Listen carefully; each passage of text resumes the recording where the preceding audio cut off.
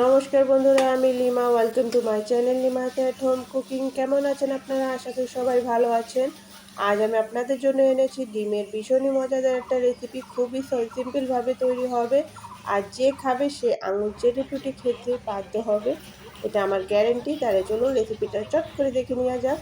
এখানে আমি নিয়েছি দুটো বড় সাইজের পেঁয়াজ কুচি, আর নিয়েছি ধনেপাতা কুচি, আর নিয়েছি কিছুটা রসুন, আর নিয়েছি 1 চামচ জিরে, 1 চামচ ধনে, হাফ চামচ গোলমরিচ, আর স্বাদ হিসাবে শুকনো লঙ্কা নিয়েছি 3টে, আর নিয়েছি আদা রসুন আর বাকি গোটা মশলাকে একসাথে বেটে নেব, পেঁয়াজ আর ধনেপাতা বাদে। তাহলে এরপর এখানে দেখুন আমি কড়াই বসিয়ে দিয়েছি, কড়াইটা গরম হয়ে গেছে, আর এখানে একটু তেল দিয়ে দিচ্ছি। তেলের পরিমাণটা সামান্য একটু বেশি রাখতে হবে। আর এখানে দিয়ে দিচ্ছি সামান্য একটু জিরে ফোড়ন। জিরেটা একটু পুড়ে পুড়ে যাওয়া পর্যন্ত আমরা অপেক্ষা করব। জিরেটা একটু ভালো করে নাড়িয়ে চাড়িয়ে দেবো, যাতে একটু ভালো করে ভাজা ভাজা হয়ে যায়। ফোড়নটা একটু পুড়ে গেছে দেখলে বুঝতে পারছেন। আর এরপর এখানে আরেকটা জিনিস ফোড়নে দেবো, সেটা হচ্ছে গরম মশলা। তো আমি এখানে দুটো এলাচের ফল আর দুটো লবঙ্গ, সামান্য একটু দারচিনি নিয়েছি। এলাচকে একটু ফাটিয়ে দিয়েছি যাতে ফ্লেভারটা ভালো করে বেরিয়ে আসে। তো এখন এটাকেও একটু সামান্য একটু ভাজা হতে দেব। আর এরপর দেখুন কেটে রাখা পেঁয়াজ এখানে দিয়ে দেবো। তো ধনে পাতাটা এখন না, এটা পরে লাগবে। তো প্রথমে পেঁয়াজটা সবটা দিয়ে দিলাম, আর পেঁয়াজ দিয়ে এটাকে ভালো করে ভাজা করতে হবে। বেশ ভালো করে সফট হয়ে যাওয়া পর্যন্ত আমরা পেঁয়াজটাকে ভালো করে ভাজা করে নেব। তো এইভাবে আমরা ভাজতে ভাজতে প্রায় 2-3 মিনিট মতো লেগে যাবে পেঁয়াজটাকে ভাজতে। এখন আমি দেখুন পেঁয়াজটাকে ভেজে নিচ্ছি। পেঁয়াজটা দেখুন এখানে আমাদের ভাজা হয়ে গেছে, হালকা বাদামি কালার চলে এসছে, আর অনেকটাই সফট হয়ে গেছে। আর এই সময় আমরা দিয়ে দেব বেটে রাখা মশলাটাকে। তো আদা রসুন লঙ্কা আর জিরে ধনে মরিচ সব কিছু একসাথেই আমরা এখানে পেস্ট করে নিয়েছি, এখানে এটা দিয়ে দিলাম। আর এটা দেওয়ার পর আমরা একটু কষিয়ে নেব ভালো করে পেঁয়াজের সাথে।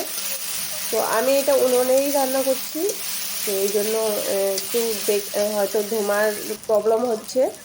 আর এরপর দেখুন এখানে আমি দিয়েছি একটা টমেটোর পিউরি। টমেটোটাকেও আমি বেটে নিয়েছি ভালো করে। তো এটাকেও আমি দিয়ে দিলাম। আর এখন সব কিছুকে একসাথে দিয়ে কষতে হবে। তো তার আগে আমি এখানে স্বাদ হিসেবে লবণ দিয়ে দিচ্ছি, আর পরিমাণ হিসেবে দিয়ে দেবো হলদি পাউডার। তো এটা একটু পরিমাণ হিসেবে রাখবে, আর লবণ আপনার স্বাদ হিসেবে দিয়ে দেবে। আমি দিয়ে দিলাম। আর এখন সব কিছুকে মিলিয়ে বেশ কিছু সময় নিয়ে একটু ভালো করে কষিয়ে নিতে হবে, টমেটোর কাঁচা ভাব যেন চলে যায়। আর যখন কষতে কষতে মশলা থেকে তেলটা রিলিজ হবে, তখন আপনারা ভাবে আপনার মশলাটা ভালো করে ভাজা হয়ে গেছে। এইভাবে জালকে একটু মিডিয়াম করে রাখতে হবে, আর ভালো করে মশলাটাকে ভেজে নিতে হবে। এইভাবে মশলাটা যেন কাঁচা ভাব না থাকে, সুন্দর করে যেন ভাজা হয়, এটা দেখতে হবে। যখন সুন্দর একটা ফ্লেভার চলে আসবে আর মশলার গা থেকে তেল রিলিজ হবে, দেখুন কিছু সময় ভাজার পর দেখলে নিশ্চয়ই বুঝতে পারছেন মশলার থেকে তেল রিলিজ হয়ে গেছে, তেলটা আলাদা দেখা যাচ্ছে। তো এই পর্যায়ে এসে আমাদের মশলাটা অনেকটাই কমপ্লিট ভাজা। আর দেখুন আমি এটাকে আর একটু এইভাবে নাড়িয়ে চাড়িয়ে ভালো করে ভেজে নিচ্ছি। আর এরপর এখানে দিয়ে দেবো অল্প একটু জল। জল দিতে হবে আপনার যতটা গ্রেভি রাখবেন সেই হিসাবে একটু জল দিয়ে দেবেন। খুব বেশি পরিমাণে জল ইউজ করতে হবে না, অল্প পরিমাণে সামান্য একটু, যেহেতু এই রেসিপিটাতে খুব বেশি গ্রেভি হবে না, এটা একদম মাখা মাখা টাইপের হবে। তো সেই হিসাবে একটু অল্প পরিমাণে জল দিয়ে দিচ্ছি আমি। তো আপনারা চাইলে কিন্তু এটা গ্যাসে তৈরি করলে খুব বেশি ভালো হয়। একটা চেতরা টাইপের মানে একটু চওড়ায় এরকম একটা পাত্র নিলে, প্যান নিলে, সেটাই এই রেসিপিটা খুব ভালোভাবে তৈরি করা যায়। তো এরপর জলটা হালকা ফুটে উঠলে সেখানে আমি এক এক করে এইভাবে বাটিতে ডিম ভেঙে এখানে এইভাবেই ছেড়ে দেবো উপরে, আস্তে আস্তে সাবধানে দিতে হবে। বাটিতে ভেঙে এই জন্য দিচ্ছি যাতে অনেক সময় ডিম কিন্তু খারাপ বেরিয়ে আসে। তো বাটিতে ভাঙলে সেই জিনিসটা আর হবে না, আপনার পুরো সবজিটা আর নষ্ট হবে না। এক এক করে এইভাবে দিয়ে দিতে হবে। তো এরপর এখানে আমি দিয়ে দেবো ধনেপাতা কুচি। আমি আগের থেকেই ধনেপাতা কুচি করে রেখেছিলাম, আপনাদেরকে প্রথমেই দেখিয়েছিলাম। তো সেই ধনেপাতাটাকে আমি পুরোটাই এখানে অ্যাড করে দেব।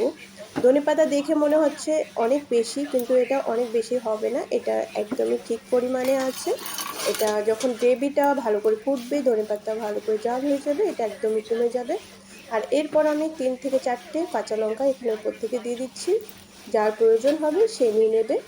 তো এখন কাঁচা লঙ্কাটা দিলে ফ্লেভারটাও কিন্তু খুব ভালো আসে, ধনেপাতা দিলে তো ফ্লেভারটা অনেক সুন্দর জমে যায়। আর এখন এটাকে ঢাকনা দিয়ে 5 মিনিটের জন্য মিডিয়াম জালে রান্না করে নেব। আর দেখুন 5 মিনিট পর রেসিপিটা দেখুন একদম পুরোপুরি কমপ্লিট।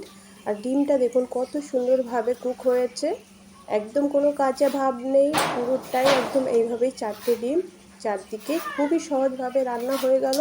তো খুবই সহজ রেসিপি, না সিদ্ধ করার ঝামেলা, ডিম না অমলেট করার ঝামেলা, খুবই ইজিভাবে তৈরি করা যায় এই টেস্টি রেসিপিটা। তো রেসিপিটা আপনাদের কেমন লাগলো আমাকে কমেন্টে জানাতে ভুলবেন না। আর এরপর দেখুন হাফ চামচ মতো গরম মশলা আমি এখানে উপর থেকে অ্যাড করে দিচ্ছি, হালকা করে মিক্স করে নেব, খুব বেশি নাড়াচাড়া দিতে হবে না, হালকা করে মিক্স করে নিয়ে আমরা এটাকে এইভাবে সাবধানে অন্য একটা পাত্রে ট্রান্সফার করে নেব। তো রেসিপিটা ভালো লাগলে অবশ্যই লাইক করে দেবেন, আমার চ্যানেলকে সাপোর্ট করতে, চ্যানেলকে সাবস্ক্রাইব করতে একদম ভুলবেন না। এরকমই নতুন নতুন রেসিপি আমি আপনাদের জন্য আবার নিয়ে চলে আসবো। তত সময়ের জন্য নিজের খেয়াল রাখবেন, ভালো থাকবেন, টাটা।